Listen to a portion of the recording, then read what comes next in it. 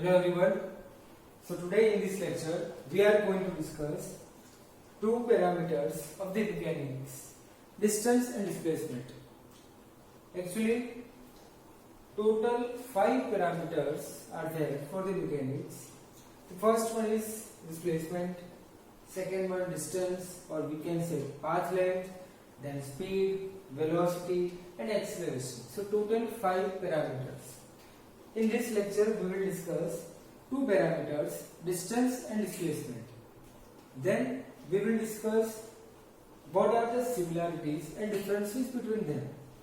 So let us start with the first parameter, distance, or we can say path length.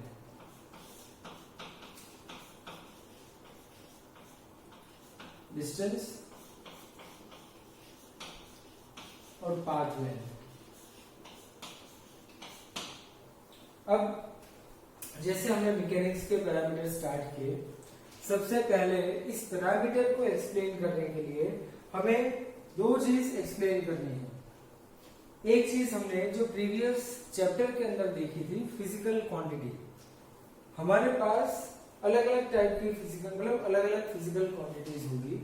First एक category जो हमने बनाई थी, जो फंडामेंटल फिजिकल क्वांटिटीज थी, उसी के बेस से हमने डिराइव्ड क्वांटिटीज बनाई। अब इसी क्वांटिटी के अंदर और भी हमारे पास अलग अलग डिफरेंसेस है। फॉर एग्जांपल हमारे पास ऐसी फिजिकल क्वांटिटी होगी जिसको रिप्रेजेंट करने के लिए सिर्फ हमें मैग्नीट्यूड, इट मीन्स कि उसकी वैल्यू की रिक्वायरमेंट होगी। फॉर एग्जांपल कि इस रूम का टेम्परेचर या फिर हमारे पड़ोस के घर का टेम्परेचर, हमारे घर का टेम्परेचर, बाजू वाले के घर के टेम्परेचर ऐसी फिजिकल क्वांटिटी होगी जो प्लेस टू प्लेस डायरेक्शन के साथ चेंज नहीं होगा। फॉर एग्जांपल प्रेशर भी हमारे रूम के अंदर, हमारे घर के अंदर जो प्रेशर होगा वो पूरा प्रेशर अर्थ के पूरे एटमॉस्फेयर के लिए होगा। सो अगर हमने डायरेक्शन चेंज की तो डायरेक्शन के साथ प्रेशर चेंज नहीं होगा। सो अगर हमने इसी रूम के अंदर 5 kg शुगर ली, उसी शुगर को हमने टेरेस पे जाके मेजर किया, अलग अलग प्लेस पे जाके उसको मेजर किया, ऑलवेज हमें 5 kg मास ही मिलेगा उस शुगर के लिए। सो एक प्लेस पे जो हमारा मेजरमेंट था वो अलग अलग प्लेस के ऊपर भी हमारा कांस्टेंट रहेगा। इट मीन्स कि ऐसी फिजिकल क्वांटिटी जो डायरेक्शन के साथ चेंज नहीं होगी, उसको रिप्रेजेंट करने के लिए सिर्फ हमें उसका मैग्नीट्यूड, उसकी वैल्यू चाहिए। तो उस टाइप की जो वो सिर्फ डिपेंड करेगी उसके स्केल के ऊपर। सो सिर्फ हमें उसका स्केल पता होगा तो स्केल के ऊपर से भी हम उस फिजिकल क्वांटिटी को रिप्रेजेंट कर सकते हैं। सो इस टाइप की फिजिकल क्वांटिटी को हमने एक कैटेगरी में डाला जो होगा स्केलर क्वांटिटी।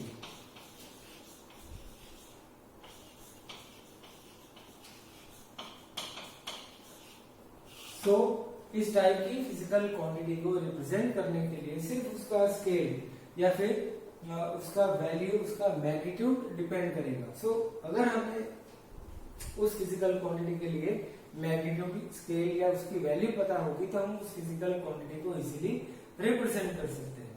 बट हमारे पास एक कैटेगरी ऐसी होगी कि जिसके अंदर फिजिकल क्वांटिटी को डिफाइन करने के लिए, उसको रिप्रेजेंट करने के लिए हमें उसकी डायरेक्शन की भी रिक्वायरमेंट होगी। सो हमारे पास ऐसी भी फिजिकल क्वांटिटी होगी कि अगर हमने उस फिजिकल क्वांटिटी का सिर्फ मैग्नीट्यूड बताया तो उस फिजिकल क्वांटिटी को हम कंप्लीटली डिफाइन नहीं कर पाएंगे। सो फॉर एग्जांपल वेलोसिटी, अगर हमने वेलोसिटी को डिफाइन करना होगा तो वेलोसिटी के लिए स्पेसिफिक डायरेक्शन की रिक्वायरमेंट होगी।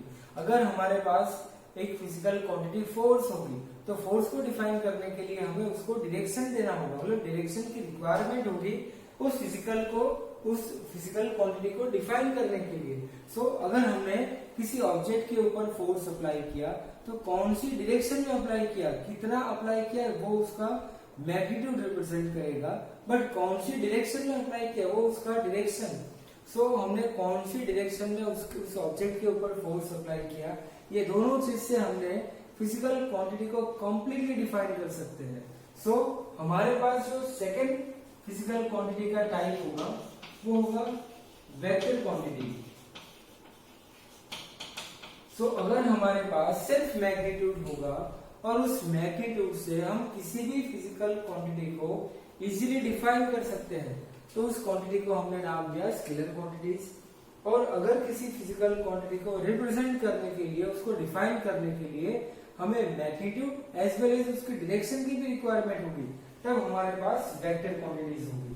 सो ये दो major type, scalar quantity and vector quantity, इस दोनों क्वांटिटी को, इस दोनों टाइप को हम डिटेल में उसके अरिथमेटिक ऑपरेशन, अरिथमेटिक जो रूल्स होंगे, उसके मैथमेटिकल जो रूल्स होंगे, उस सारे रूल्स के साथ नेक्स्ट चैप्टर में स्टडी करेंगे। बट यहाँ पे जैसे हमने सिर्फ पैरामीटर स्टार्ट किया मैकेनिक्स के, तो उस पैरामीटर को समझने के लिए, उसके पॉइंट को डिफाइन करने के लिए हमें इस दोनों वर्ड का नोमेनक्लेचर करना था। इस दोनों वर्ड को हमने डिटेल में सिर्फ समझना था, तो हमने उसका सिर्फ ब्रीफ इंट्रोडक्शन किया कि what are scalar quantities and what are vector quantities. So अगर हमें इस दोनों क्वांटिटी का मेन मोटो पता हो गया, तब उसके बाद हम नई क्वांटिटी स्टार्ट कर सकते हैं, मतलब हमारे नए पैरामीटर्स को हम इजीली डिफाइन कर सकते हैं। सो मेन चीज स्केलर क्वांटिटी जिसके पास मैग्नीट्यूड होगा, बट वेक्टर क्वांटिटी जिसके पास direction as well as magnitude होगा, मतलब हम इसी दोनों चीज से किसी भी फिजिकल क्वांटिटी को रिप्रेजेंट कर सकते हैं। और भी हमारे पास एक टाइप होगा टेंसर क्वांटिटी। सो ये सारी चीज हम लोग लेटर ऑन डिस्कस करने वाले हैं, बट अभी के लिए फर्स्ट पैरामीटर हम स्टार्ट करेंगे डिस्टेंस। सो अगर हमें डिस्टेंस डिफाइन करना हो, तो डिस्टेंस को हम कैसे डिफाइन करेंगे? फॉर एग्जाम्पल, किसी एक पार्टिकल ने इस पोजीशन ए से अपनी पोजीशन चेंज की, फॉर एग्जाम्पल बी तक, बट हमें स्पेसिफिक कंडीशन गिवन है कि पार्टिकल ने ए से बी तक का मोशन किया वाया सी, मतलब पार्टिकल की इनिशियल पोजीशन थी ए, उसने अपनी मोशन बी तक करनी थी, बट उसने पाथ कौन सा सिलेक्ट किया? तो पार्टिकल पहले ए टू सी गया, देन सी टू बी गया। So total path length, total distance कितना हुआ? Total path length, path length का मतलब कि total length of the path, उसका total length of the path कितना हुआ? A to C and then C to B. तो total length of the path हुआ उसका AC प्लस सी, ये इसका total length of the path. It means कि ये उसका डिस्टेंस हुआ। सो अगर हमें डिस्टेंस को डिफाइन करना होगा, तो डिस्टेंस मीन्स कि टोटल लेंथ और total we can say path covered by the particle. So अगर हमने इसी कंडीशन के अंदर डिस्टेंस को डिफाइन किया कि अगर पार्टिकल ने A to B distance, A to B तक पहुंचना है, बट हमने कंडीशन यहाँ पे कौन सी रखी कि वाया सी, मतलब थ्रू सी वो पार्टिकल बी तक पहुंचेगा।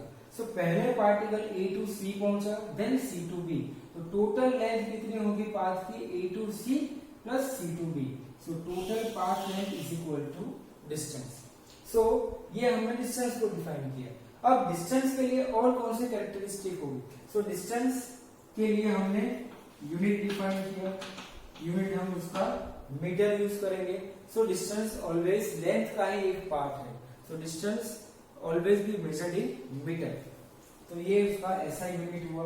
देन डायमेंशन फॉर्मूला जो हमने लास्ट चैप्टर में पढ़ा था, अगर ये लेंथ से डिफाइन होगा तो L1 होगा। देन और उसकी कैरेक्टरिस्टिक हम लिखेंगे, तो स्केलर क्वांटिटी, सिर्फ हमें उसका स्केल मेजर करना है, कोई भी डायरेक्शन में वो मूव करेगा पार्टिकल, सिर्फ हमें उसका स्केल मेजर करना है, इसलिए स्केलर क्वांटिटी। तो ये सारी चीज से हम एक पैरामीटर को डिफाइन करेंगे, डिस्टेंस को। सो अगर आपको किसी ने पूछा कि डिस्टेंस को हमें कैसे डिफाइन करना है, तो distance is the total length और total path covered by a particle. वो पाथ कितने टाइम में कवर करेगा, कितना कवर करेगा, वो टोटल लेंथ जो हमने मेजर की उसी को हमने नाम दिया है डिस्टेंस। और डिस्टेंस इज स्केलर क्वांटिटी है जिसका यूनिट मीटर है और जिसका डायमेंशन फॉर्मूला L1। तो ये हमारा फर्स्ट पैरामीटर डिस्टेंस। अगर हमारे पास अब इसी पॉइंट, इसी पार्टिकल के लिए आपको पूछा जाएगा कि डिस्प्लेसमेंट को डिफाइन कीजिए। सो सेकेंड पैरामीटर हमारा कौन सा होगा, डिस्प्लेसमेंट। सो डिस्प्लेसमेंट को हम कैसे डिफाइन करेंगे, डिस्प्लेसमेंट इट मीन्स कि किसी भी एक स्पेसिफिक डायरेक्शन के अंदर किसी भी पार्टिकल का मोशन, किसी भी एक स्पेसिफिक डायरेक्शन के अंदर पार्टिकल का मोशन। हमें जाना था A to B, अगर पार्टिकल A to C गया देन C to B गया, अगर पार्टिकल का इनिशियल पोजीशन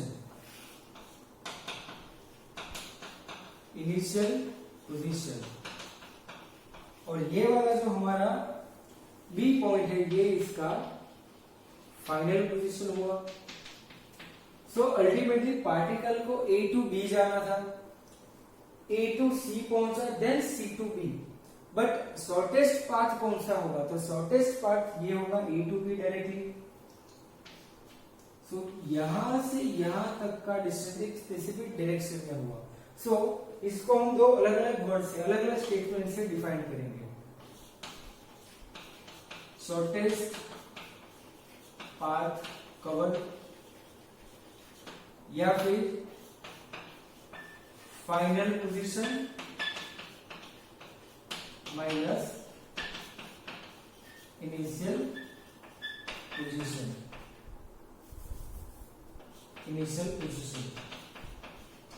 ये इसकी दोनों बेसिक डेफिनेशन डिस्प्लेसमेंट के लिए।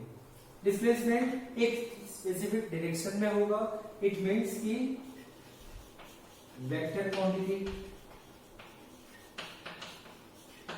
देन ऐसा यूनिट होगा मीटर, डायमेंशनल फॉर्मूला होगा L। तो ये सारी कैरेक्टरिस्टिक हुई डिस्प्लेसमेंट के लिए। अब इस डिस्प्लेसमेंट, इस वेक्टर क्वांटिटी को और भी उसकी कैरेक्टरिस्टिक को हम डिफाइन करेंगे, बट आपको एग्जामिनेशन में पूछा जाएगा what is the difference between distance and displacement. So distance का हमें सबसे पहले बेसिक डेफिनेशन पता होना चाहिए। तो distance is total path covered by the particle. Total path जो कवर होगा उसी को हम मेजर करेंगे, उसको हमने नाम दिया है डिस्टेंस। सेकेंड, डिस्टेंस ऑलवेज हम एक स्पेसिफिक डायरेक्शन में मेजर नहीं करते। सो डिस्टेंस को डिफाइन करने के लिए डायरेक्शन की कोई रिक्वायरमेंट नहीं। सो सेकेंड पॉइंट कौन सा होगा, स्केलर क्वांटिटी। सेम दो पॉइंट यहाँ पे हम डिफाइन करेंगे। तो सबसे पहले डिस्प्लेसमेंट की definition, shortest path covered by the particle, और we can say final position minus initial position, ये हमारी basic definition. Then second difference होगा वेक्टर क्वांटिटी।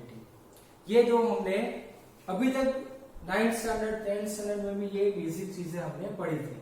अब जो मेन डिफरेंस होगा जब हम 11th स्टैंडर्ड में मैकेनिक्स स्टडी करेंगे, तो उस मैकेनिक्स के अकॉर्डिंग और कितने डिफरेंसेस आ सकते हैं।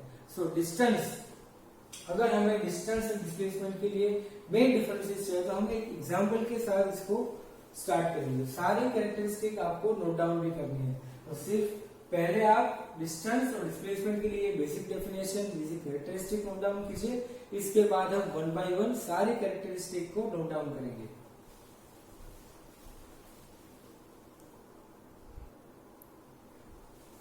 सो नाउ नेक्स्ट, सारे कैरेक्टरिस्टिक हम कैसे डिफाइन करेंगे, एक एग्जांपल से इसको हम डिफाइन करेंगे। फॉर एग्जांपल ये पूरा पाथ, इसको हमने 0 मतलब ओरिजिन से स्टार्ट किया। 0 से ये डिस्टेंस 40, 80, 120, 160, देन इस डायरेक्शन के अंदर -40, -80 एंड -120। नाउ हमारे पास डिस्टेंस एंड डिस्प्लेसमेंट की बेसिक डेफिनेशन है। अगर किसी भी पार्टिकल का टोटल पाथ हमने मेजर किया, टोटल पाथ लेंथ, तब हमें डिस्टेंस मिलेगा। और किसी भी पार्टिकल का final position and initial position का डिफरेंस मेजर किया, तब हमें डिस्प्लेसमेंट मिलेगा। उसी डेफिनेशन के अकॉर्डिंग सारे पैरामीटर्स, मतलब इस पैरामीटर के सारे कैरेक्टरिस्टिक हम लिखेंगे। फॉर एग्जाम्पल ओरिजिन से किसी भी पार्टिकल P ने ओरिजिन से मोशन स्टार्ट किया, फर्स्ट P टू A तक, देन A टू B तक, ये इनिशियल था P to A then A to B। अब इस पार्टिकल के लिए हमें डिस्टेंस मेजर करना है और डिस्प्लेसमेंट भी मेजर करना है। So first position P to A to B, distance is equal to, distance it means कि पूरा पाथ लेंथ हमें मेजर करना है, मतलब P to A plus A to B। P to A it means 80 plus 80 to 160, it means 80, which is equal to 160 meter. Then displacement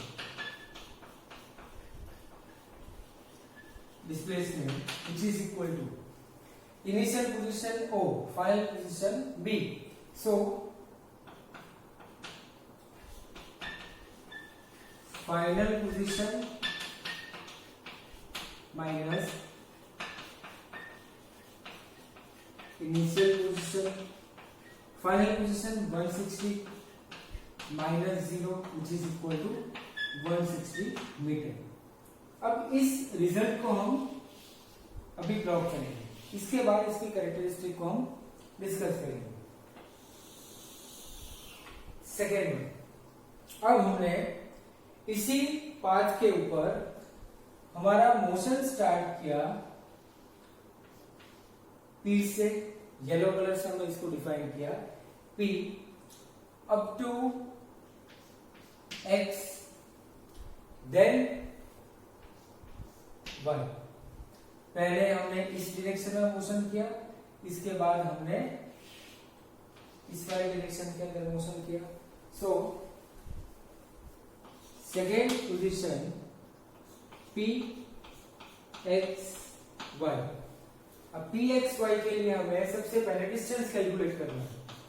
so first is distance which is equal to P X plus X Y।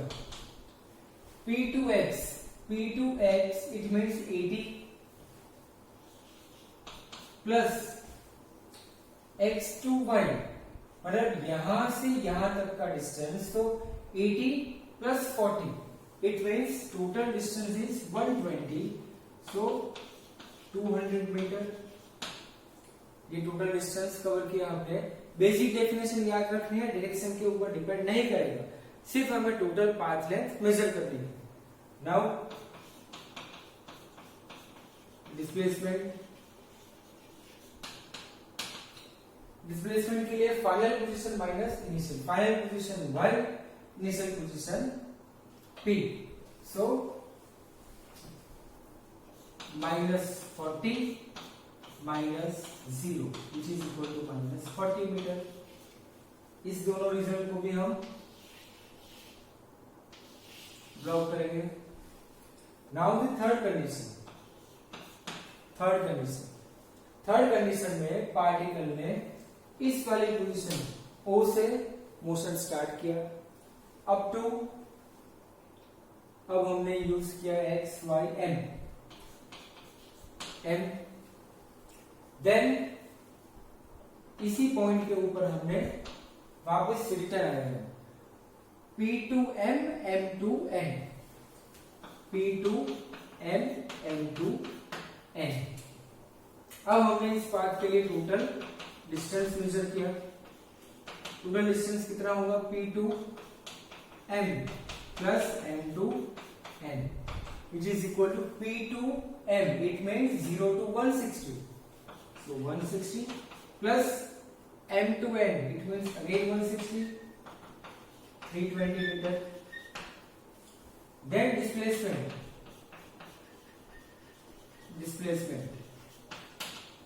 Displacement के लिए final position N, initial position P, मतलब 0 पे ही हमने पूरा measurement लेना है, जिस point से स्टार्ट किया उसी पॉइंट पे वापस हमने एंड भी किया, मतलब 0।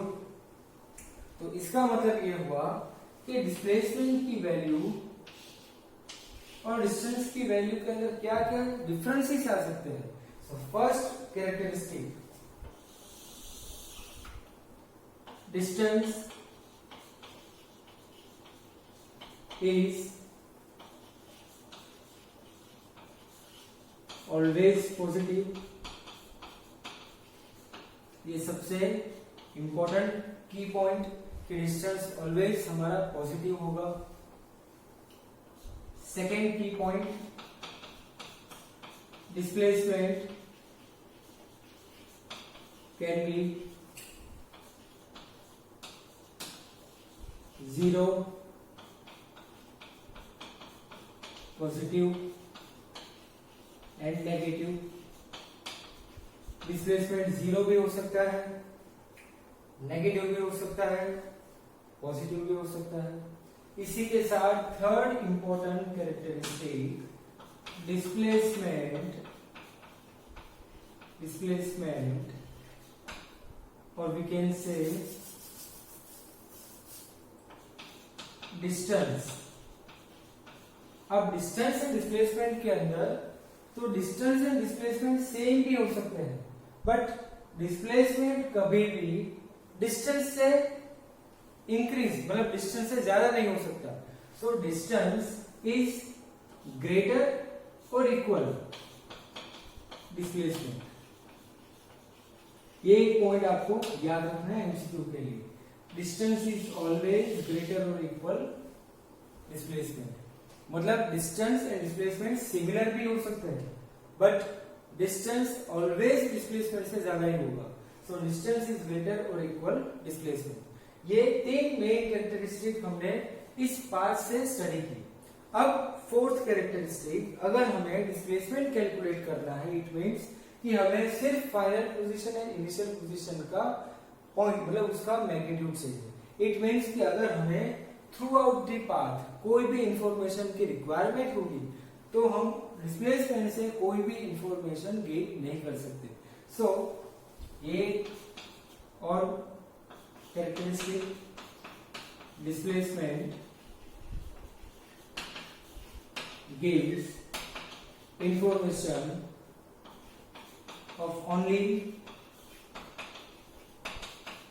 initial and final position। Displacement से हमें सिर्फ इनिशियल एंड फाइनल पोजीशन की इंफॉर्मेशन मिलेगी। सो ये 4 मेन कैरेक्टरिस्टिक।